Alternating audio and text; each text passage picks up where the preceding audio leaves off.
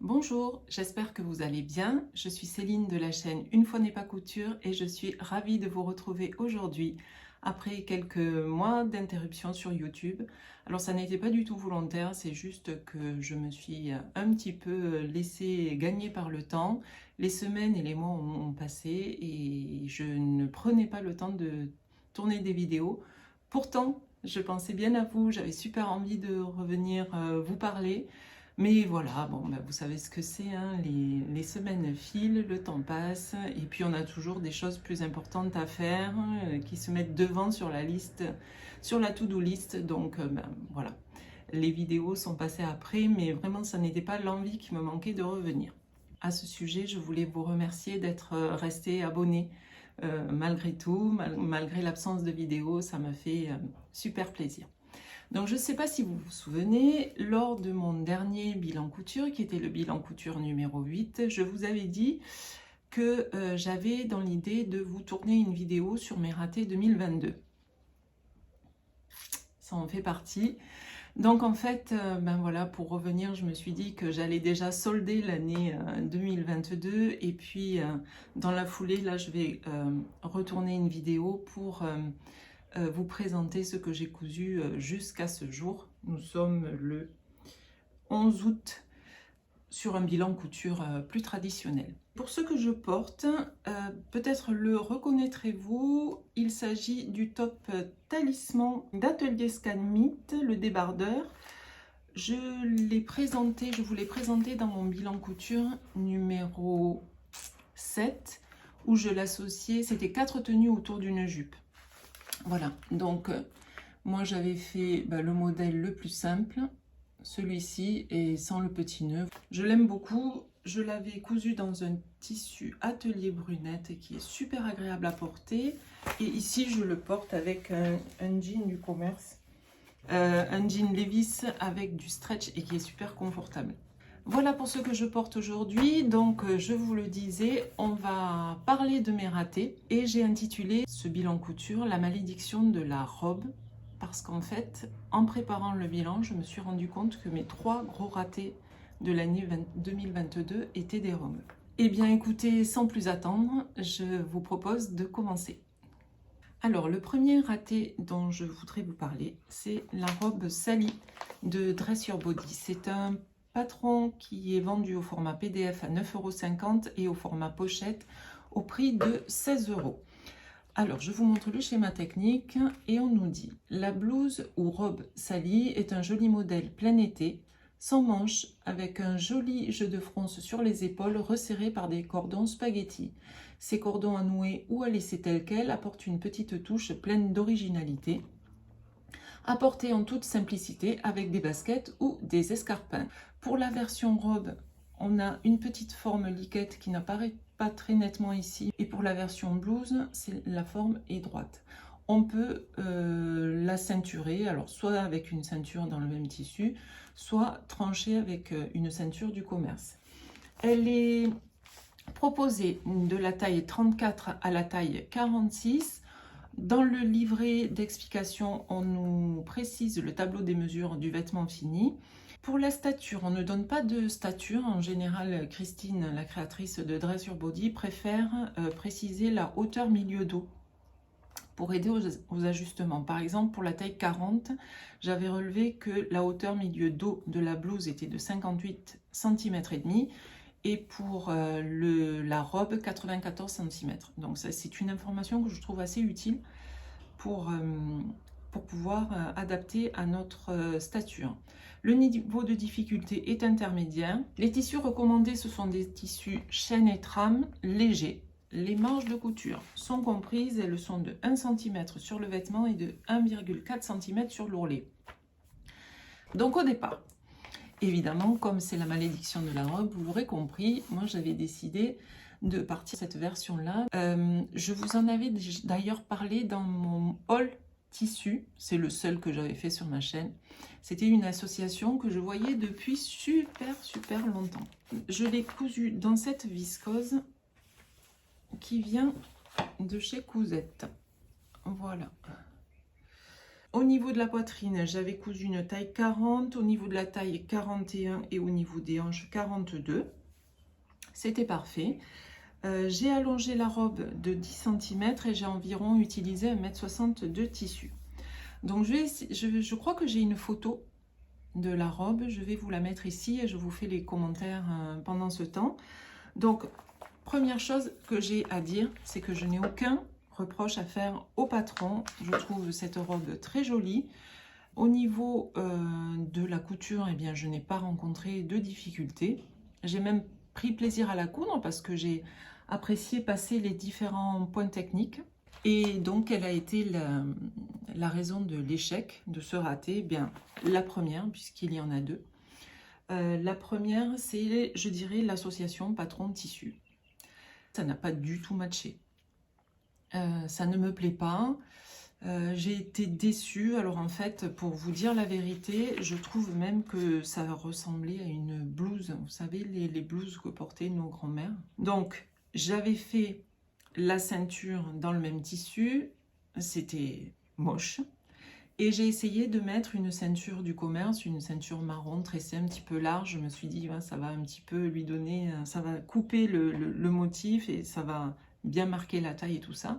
Et en fait, ce qui s'est produit, c'est que au niveau de des fesses, j'avais des fronces qui se formaient, ça faisait comme une poche. Et je crois que ma ceinture était trop large. J'ai pas pris de photo de dos. J'aurais dû et je n'ai pas pensé à le faire, mais bon. Le pire, c'est que dans mon armoire, j'ai exactement le même tissu que celui dans lequel l'a cousu la créatrice. Et je me suis dit, ben non Céline, tu vas pas copier quand même. C'est pas cool. Essaie de, toi, suivre ton idée. Ben en fait, j'aurais mieux fait parce que je la trouve super jolie, cousue dans le tissu de la créatrice. Et en fait, dans le mien, ben, ça ne me plaît pas du tout. Donc, je m'étais dit quand même, je vais pas perdre ce projet, quoi. Enfin, là, je m'étais lancée directement sur mon tissu, mon joli tissu. Je me suis dit, mais quand même, je vais pas laisser tomber comme ça. J'ai décidé d'en faire une blouse. Alors, la blouse, je peux vous la montrer. Elle est là. La voici, donc je vous l'approche. Vous avez effectivement ici les coulisses. Alors, ce sont des coulisses que l'on vient rajouter. Voilà, c'est comme une espèce de bande qu'on replie et qu'on vient coudre sur ici, au milieu et en dessous. Et dans cette coulisse-là, on passe les cordons spaghetti. C'est super bien expliqué, hein. Le livret technique est nickel. Et en plus, il y a une vidéo sur YouTube. Donc vraiment, si cette robe ou ce top vous font envie, n'hésitez pas parce que niveau technique, c'est vraiment génial. C'est bien expliqué, c'est bien clair, c'est bien illustré. Enfin, voilà. Donc ici, vous avez les cordons spaghetti. Ensuite, nous avons une encolure qui est finie par un biais. Voilà, donc comme vous le voyez, je l'ai fait dans le même tissu. C'est bien propre au niveau, voilà, ici, de la jonction. Ensuite, la patte de boutonnage. Alors là, j'ai mis des petits boutons verts. Je l'aime mieux en blouse, mais en fait, j'ai coupé comme une sauvage. Une vraie barbare. Je crois que j'en avais tellement marre de ce projet que, en fait, j'ai mal calculé la longueur de la blouse. Donc, j'ai coupé comme ça venait à peu près. Résultat des courses, en fait, elle est un peu courte. Mais bon, voilà, je la porte quand je vais me balader, tout ça, sur les bords de plage. Là, je mets ça avec une petite jean, avec des petits baskets. Et en fait, ouais, je l'ai porté une soirée. Enfin, une fois pour aller au restaurant. Décontracté, hein, le restaurant, vraiment pas quelque chose de guindé. En fait, le problème, c'est que quand on la porte, comme il y a pas mal de poids liés au cordon spaghetti, eh bien, la blouse a tendance à revenir sur le devant. C'est-à-dire qu'on se retrouve vraiment comme sur le cintre, vous voyez, ça fait exactement le même effet. On aurait éventuellement la ligne d'épaule ici, alors qu'elle devrait être là, hein, bien au milieu. En fait, comme le tissu est fluide, on a les cordons spaghetti qui font tomber la blouse vers le bas. Bon voilà, c'est un premier raté, mais disons que j'ai pu sauver les meubles en faisant une petite blouse qui, voilà, en décontracté, comme je vous l'ai dit, me va très bien. On va passer au deuxième raté. C'est celui qui est sur le mannequin. Allez, à tout de suite. Alors, mon deuxième échec, il s'agit de la robe ou du top Iris, en l'occurrence la robe, de la créatrice La Robe du Chat. Le PDF est au prix de 9,90 €, la pochette au prix de 15,90 € et quand on achète PDF plus pochette, le prix est de 17,90 €. Donc je vous montre le schéma technique et je vous lis la présentation. Iris est une robe portefeuille nouée sur le côté. Vous pouvez la coudre sans volant version A, ici. Ensuite avec volant à l'encolure version B, ici, et ou volant sur la jupe version C.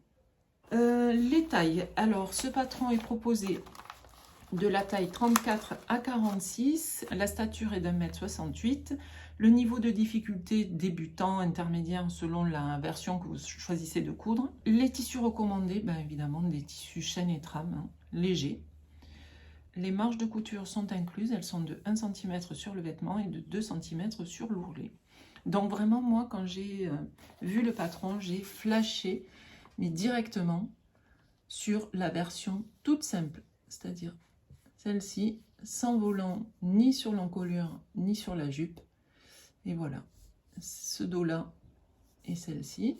Donc, comme j'étais un petit peu quand même échaudée par mon raté de la robe salie, je me suis dit, ok Céline, on va partir sur des toiles parce que c'était la première fois que je faisais une robe portefeuille, donc je savais que l'encolure est souvent difficile à ajuster. Donc je n'ai pas fait une, mais 2 toiles qui se sont toutes les deux avérées être des échecs. Je ne vais pas vous faire l'historique de tous les ajustements que j'ai tentés, parce que j'ai fait des ajustements sur le buste et j'ai essayé de changer la forme de la jupe parce que, en fait, pour vous dire la vérité, ni le haut de la robe ni le bas de la robe ne sont bien tombés et à aucun moment, quels que soient les ajustements que j'ai pu faire. Je vous ai gardé la toile que j'ai faite pour que vous ayez une idée. Donc en fait, voilà, je vais vous montrer déjà le bas. Voilà. Donc vous voyez la jupe, c'est lourd. La jupe est simple, hein. J'ai quand même pris la peine de la repasser pour vous, hein, parce qu'elle était en boule dans un sachet et elle attendait que je tourne le bilan couture. Donc, qu'est-ce qui ne va pas? Eh bien, le décolleté, il ne va pas. Il est trop couvrant. Voilà. Quand je le mets, on me dit, mon Dieu, mais mon mari me dit, mais quand même, c'est pas très ouvert. Il me dit devant. Et j'ai essayé de corriger, je n'y suis pas arrivée. Ensuite, les pinces poitrine, ça allait. Les pinces de taille, je trouve qu'elles sont bien faites aussi. J'ai creusé également les emmanchures de 1 cm pour me donner plus d'aisance parce que je déteste. Celui-là, j'aime bien parce que vous voyez, il est bien creusé, ça me va bien. Mais je déteste quand ça arrive sous le bras, là, ça, je supporte pas. En fait, le gros problème, eh ben, c'est ça. C'est la pièce dos. Alors, je ne veux pas critiquer le patronage, hein, vraiment, ça n'est pas du tout mon intention. Mais cette robe, elle ne convient pas du tout à ma morphologie et je pense que c'est à cause de la pièce dos qui est trop étroite pour ma carrure. Et j'ai eu beau faire une taille au-dessus, eh ben ça ne marchait toujours pas. Après, vous voyez, voilà, ça correspond bien, je suis bien arrivée à faire correspondre les pinces, etc. Mais non, mais ça n'allait pas. Alors, ce qui se passe quand je ferme la robe, eh bien ici, là, sur moi, ça fait un gros tas de plis, alors que ça ne devrait pas. Quand on regarde sur le schéma technique, on voit bien qu'ici, ben, voilà, il n'y a pas de surplus de tissu. Et moi, je ne comprends pas, ça le fait. Je vais vous la passer, bon, c'est super transparent, je suis un petit peu gênée, mais je vais voir si c'est présentable. Si ça ne l'est pas, faites-moi confiance, hein. Je ne veux pas mettre de vidéo si on voit trop, mais voilà, ça faisait ça faisait encore une fois un gros volume sur les fesses. Et puis, je sentais que la carrure, elle n'était pas adaptée à ma morphologie. Alors, je sais que le problème ne vient pas du patronage, parce que j'ai vu une super réalisation de Aurélie de la chaîne Lilicou. J'avais découvert le patron grâce à elle, d'ailleurs. Elle a fait une super version. Si ça vous intéresse, n'hésitez pas à aller farfouiller un petit peu sur sa chaîne. Vous verrez, elle a fait dans un joli tissu cousette, il me semble également. Donc voilà pour la robe Iris de la robe du chat. Alors la troisième robe ratée, eh bien c'est une robe Atelier Charlotte Ozou. En général, les hauts sont au prix de 6 € et les PDF du bas varient entre 3 et 4 €. Vous avez également les patrons des manches qui sont à 2 €. Donc en fait, en fonction de l'association que vous faites et de la personnalisation que vous choisissez, ben, le prix peut varier. Donc moi, j'ai choisi cette version-ci, qui est le haut caraco, donc qui présente 3 versions. Donc ici, on ne les voit pas. Mais attendez, ah si, on peut les voir ici. Voilà. Alors, vous voyez que vous avez 3 options pour le haut. La version A et B, corsage ajusté, V devant, petite ou grande échancrure dans le dos, taille marquée et zip invisible milieu dos. La version C, corsage légèrement blousant, V devant et dos, fente milieu dos avec agrafe. Au niveau de la jupe, alors la jupe est ici. C'est une jupe fendue, fente classique, hauteur de la fente à mi-cuisse, fente boutonnée, nombre de boutons au choix selon l'ouverture souhaitée. Sur la cuisse, 5 longueurs. Vous avez courte, midi, longue, cérémonie et cérémonie avec traîne. Voilà. Donc les patrons vont de la taille 34 au 48. Il y a des calques de taille. Charlotte Ozou propose 3 statures, petite, moins d'1,60 m, stature standard 1,68 m et grande, plus d'1,70 m. Ce qui est chouette aussi, c'est qu'elle propose 2 tailles de bonnet, A, B ou C et D, et qu'en fait, les marges de couture sont incluses ou pas, en fonction du calque que vous choisissez. Dans les marges de couture, elles sont d'1 cm. Le niveau de difficulté, ben, il va dépendre de la personnalisation que vous choisissez, hein, mais en général, c'est intermédiaire, puisque dans pratiquement tous les patrons Atelier Charlotte Ozou, il y a la pose d'un zip invisible, et certains hauts sont doublés. Pour ce qui est des tissus recommandés, la créatrice préconise des tissus chaîne et trame fluides et légers, ou alors, si on veut un tombé un petit peu plus structuré, des tissus plus épais comme de la popeline, du chambré, du serger, du lin, etc. Le métrage nécessaire, ben, il va être en fonction de la version que vous allez choisir. En ce qui concerne ma version, j'ai eu besoin de 2,55 m. Et voilà, je crois que je vous ai tout dit pour présenter le patron. Alors, moi, pour vous parler de ma version, j'ai choisi celle-ci avec le V devant et le V pas très prononcé dans le dos.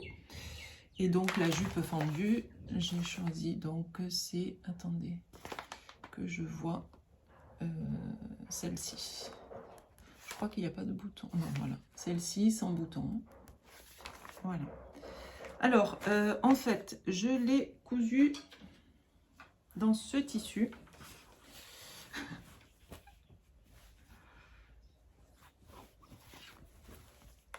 C'est une toile, hein. Je vous rassure, ne partez pas en courant. Donc, c'est des tissus que j'avais achetés sur... je dis des parce que j'en ai acheté plusieurs en plus. Des tissus que j'ai achetés chez Les Coupons de Saint-Pierre. Alors, ça n'est pas de la viscose, loin de là, et dommage. Il s'agit d'une microfibre que j'avais acheté pas cher pour faire des toiles. C'était en promo. Je m'étais dit, ah ben tiens, parfait. Ça me permettra d'imiter un petit peu le tombé, la fluidité de la viscose. Donc, je vous la montre. Je l'avais... Alors, hop.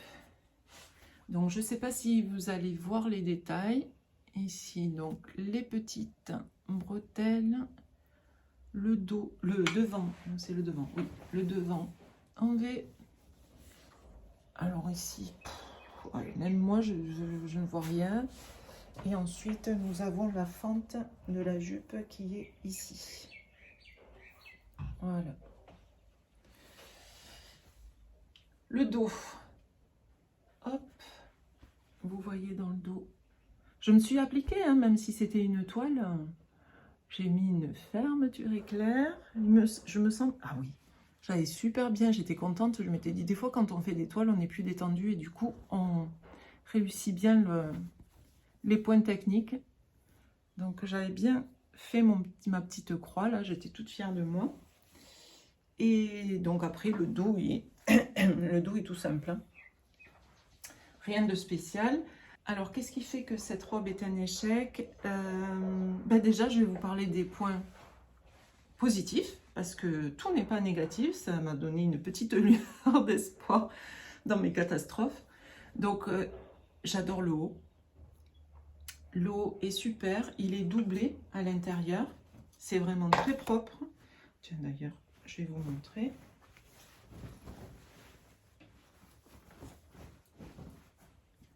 Voici ce que ça donne. Vous voyez, hein, on ne voit même pas le surjet. C'est vraiment très bien soigné. Hein. Les patrons atelier Charlotte Ouzou, hein, c'est vraiment... Voilà, ça c'est le dos. Donc, vous voyez, j'ai encore laissé mes pastilles parce qu'avec toutes ces fleurs, j'étais complètement perdue. Donc ici, j'ai mis doublure devant. Je mets des petites gommettes sur mes pièces, au moins ça me permet de les reconnaître à la couture. Donc je vous disais, le point positif, eh ben, c'est le haut.